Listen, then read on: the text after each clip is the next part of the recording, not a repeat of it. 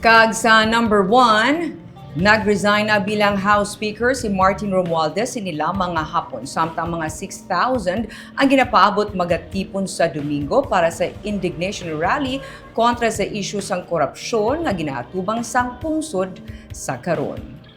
Sa iya nga pagpanawag sa pwesto, ginsiling ni Romualdez nga ang iya paghatag sang iya nga resignation na updan sang clear conscience. Tuyo niya nga mahatagan sang ligwa ang Independent Commission nga makapatuman sang mandato sini. Sanay Bacolod Congressman Albi Benitez, 2nd District Congressman Alfredo Marañon III, 3rd District Congressman Javi Benitez, 4th District Congressman Jeffrey Ferrer, 5th District Congressman Dino Yulo, kag 6th District Congresswoman Mercedes Alvarez ang nagboto kay Isabela 6th District Congressman Faustino Boji D bilang House Speaker. Si Diyang nagaisahanon nga nominee.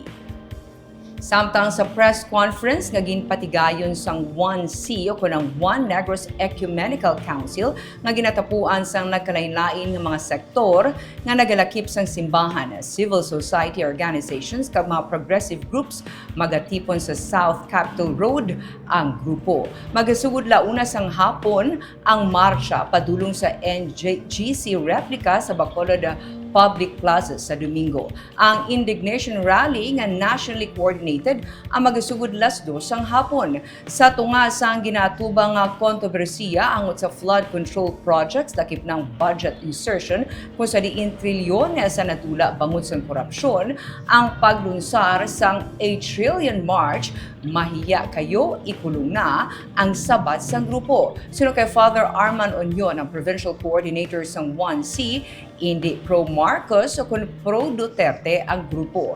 Ang grupo pro sa pag-akusar kag pagpapreso sa mga responsable lakip na pagbawi sang kwarta sang tawo. Sino kay Noli Rosales sa nga Bayan Negros, tigayo na nakakuha ang grupo sang permit sa among rally. Padayon pa ang ilang kampanya para sa luyag magupod sa away kontra korapsyon. Sa pihakabahay ng pagtalos ni Congressman D kay House Speaker Martin Romualdez ang wala sing kinalain para sa bayan kay si D ang kaalyado man.